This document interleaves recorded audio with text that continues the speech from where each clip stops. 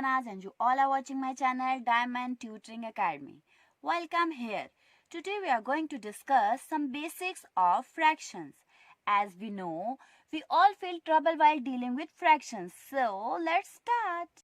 हाँ तो स्टूडेंट्स, आज हम फ्रैक्शन की कुछ बेसिक्स को डिस्कस कर लेते हैं ताकि फ्यूचर में हमें कभी भी फ्रैक्शन के साथ डील करना पड़े तो हम हेजिटेट बिल्कुल भी ना कर पाएं. ठीक है, तो देख लेते हैं कि फ्रैक्शन बेसिकली होता क्या है. Fraction is basically part of whole.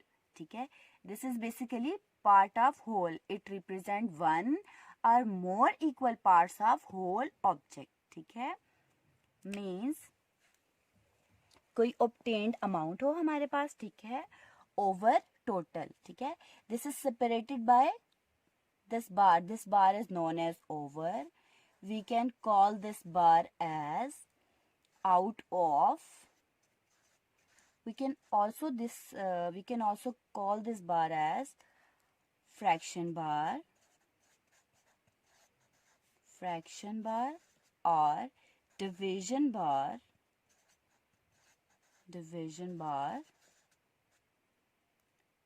We can also call this as upon. ठीक है, मीन्स कि हम कह सकते हैं an amount over total amount is known as fraction. Means an amount out of total amount is fraction. Means an amount fraction bar means an amount separated by fraction bar over total amount.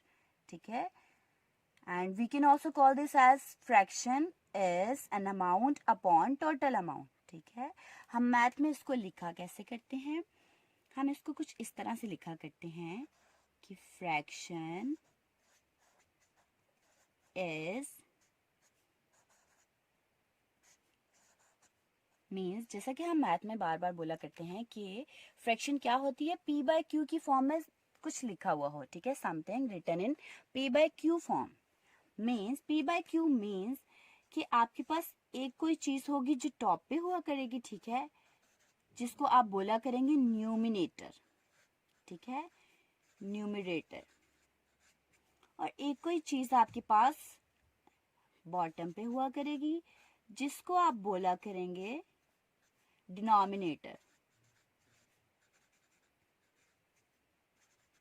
ठीक है, तो अब हमने ये सीख लिया कि fraction क्या होती है. फ्रैक्शन कोई भी ऐसी चीज जिसके दो पार्ट्स हों और उनको सेपरेट किया जाए फ्रैक्शन बार से. ठीक है, और एक उसका जो पार्ट हो वो न्यूमिनेटर हो, उसके बाद हमारे पास फ्रैक्शन बार हुआ करे और साथ में हमारे पास डिनोमिनेटर हुआ करे. ठीक है, तो इस तरह की चीज को हम क्या बोल देते हैं, फ्रैक्शन. ठीक है, अब आप ये देख लीजिए कि फ्रैक्शन जो है वो हमारे पास होती है पार्ट ऑफ होल. तो देख लेते हैं कैसे. फॉर एग्जाम्पल, मेरे पास अगर कुछ इस तरह से लिखा होता है कि 3/12. ठीक है, तो मैं क्या कहा करती हूँ, मैं कहा करती हूँ कि 12 का थर्ड पार्ट.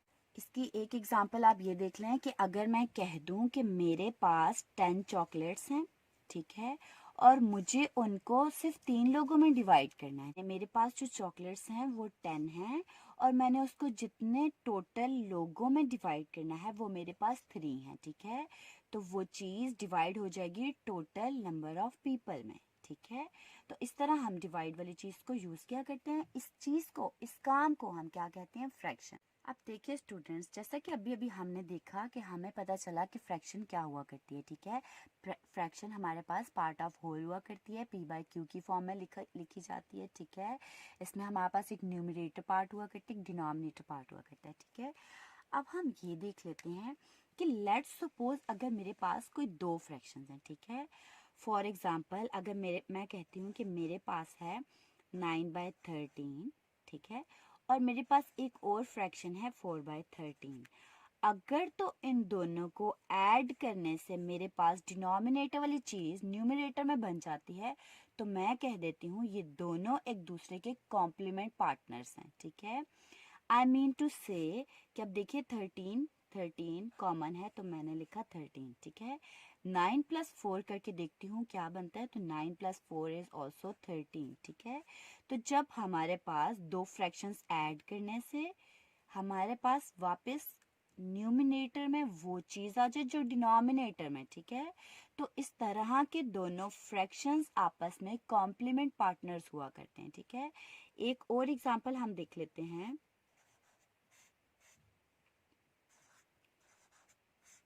हम देख लेते हैं कि अगर मेरे पास है 3/5, ये एक फ्रैक्शन है मेरे पास, ठीक है। और अगर मैं कोई दूसरी फ्रैक्शन ले लेती हूँ 2/5, ठीक है। अब मैं कहती हूँ कि मैं इन दोनों को कर दूंगी ऐड, ठीक है। चाहे आप ऐड करें चाहे आप सब्ट्रैक्ट करें, this is up to you, ठीक है। कि वो सब्ट्रैक्ट करने से वापस डिनोमिनेटर वाली चीज आपके पास न्यूमरेटर में आ जाए या ऐड करने से भी आ जाए, तो आप कहेंगे ये दोनों फ्रैक्शंस आपस में कॉम्प्लीमेंट पार्टनर्स हैं, ठीक है।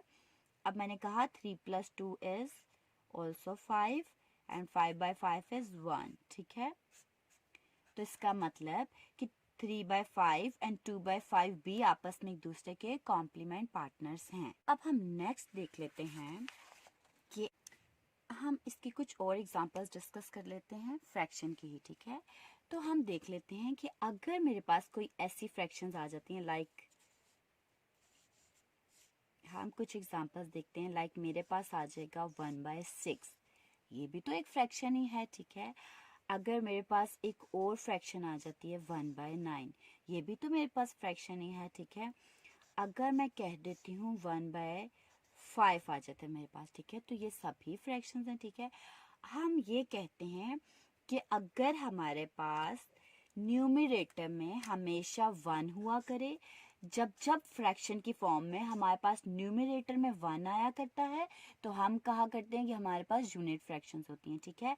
नो मैटर कि आपके पास डिनोमिनेटर में क्या है, ठीक है। मैटर नहीं करता कि डिनोमिनेटर में आपके पास क्या है, आपने बस ये देखना है जब कभी आपके पास न्यूमरेटर में यानी कि टॉप पोजीशन पे आपके पास बार के ऊपर हमेशा 1 जब जब आया करेगा, आप कहा करेंगे कि ये मेरे पास यूनिट फ्रैक्शन है, ठीक हो गया। अगर हम फ्रैक्शन को मजीद डिस्कस करें, ठीक है, तो आप देख लें अगर मेरे पास कुछ इस तरह की फ्रैक्शन आ जाती है कि जिसमें हमारे पास मैं कहती हूँ मेरे पास कुछ एग्जांपल्स हैं कि मैं कहूँ कि 1/9 लिखा मैंने, ठीक है। फिर मैंने कहा 2/9 भी है मेरे पास, ठीक है। फिर मैं कह देती हूँ मेरे पास एक और फ्रैक्शन है 5/9 भी, ठीक है। ये 3 फ्रैक्शंस है मेरे पास, लेकिन अगर इन तीनों ही फ्रैक्शंस का डिनोमिनेटर सेम है, ठीक है। डिनोमिनेटर अगर आपके पास तीनों फ्रैक्शन का सेम है, तो ये तीनों फ्रैक्शंस लाइक फ्रैक्शंस हैं, ठीक है। ये तीनों फ्रैक्शन लाइक फ्रैक्शन है कब, जब इन तीनों का डिनोमिनेटर सेम है आपके पास, ठीक है। इसी तरह अगर मैं इसी तरह की कुछ और एग्जांपल्स ले लूं, मैं कहूं कि मेरे पास आ जाता है 1/3, फिर मैं कहूँ एक और एग्जांपल में मेरे पास 2/5 आ जाता है, और फिर मैं कहूँ मेरे पास 3/7 आ जाता है, ठीक है। तो अब इस केस में आप देखिए कि जब मेरे पास डिनोमिनेटर डिफरेंट आ रहा है, ठीक है। जब मेरे पास डिनोमिनेटर डिफरेंट आया करे, नो मैटर कि न्यूमरेटर में क्या है, ठीक है। तो इस केस में आप कहा करेंगे ये फ्रैक्शन मेरे पास बेसिकली अनलाइक फ्रैक्शन है, ठीक है। मीन्स कि जब कभी हमारे पास न्यूमरेटर में 1 आया करेगा, नो मैटर कि डिनोमिनेटर में क्या है, ठीक है। बस न्यूमरेटर में हमारे पास 1 आया करेगा, तो हम कहा करेंगे कि हमारे पास यूनिट फ्रैक्शंस होती हैं, ठीक है। जब कभी हमारे पास फ्रैक्शंस में डिनोमिनेटर सेम आया करेगा, तो हम कहा करेंगे कि दिस इज लाइक फ्रैक्शन, इसमें मैटर नहीं करता कि न्यूमरेटर में क्या है, ठीक है।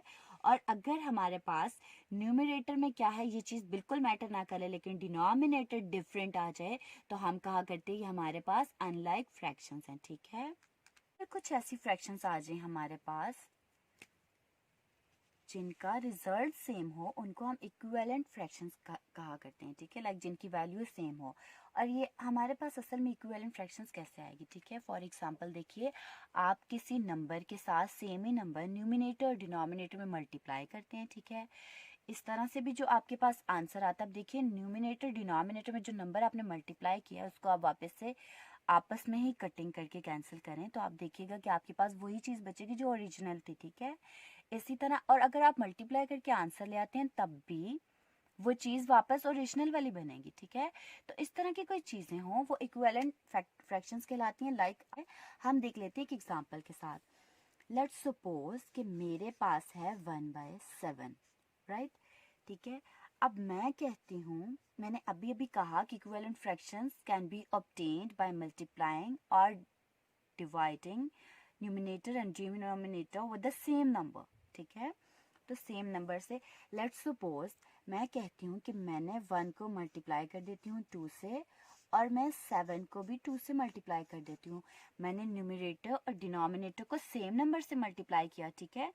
2 से मल्टीप्लाई किया न्यूमरेटर को और 2 से ही मैंने डिनोमिनेटर को मल्टीप्लाई किया, ठीक है। अब आप ये देख लीजिए, अगर मैं इसका रिजल्ट देखूं तो 2 into 1 is 2 and 7 into 2 is 14, ठीक है।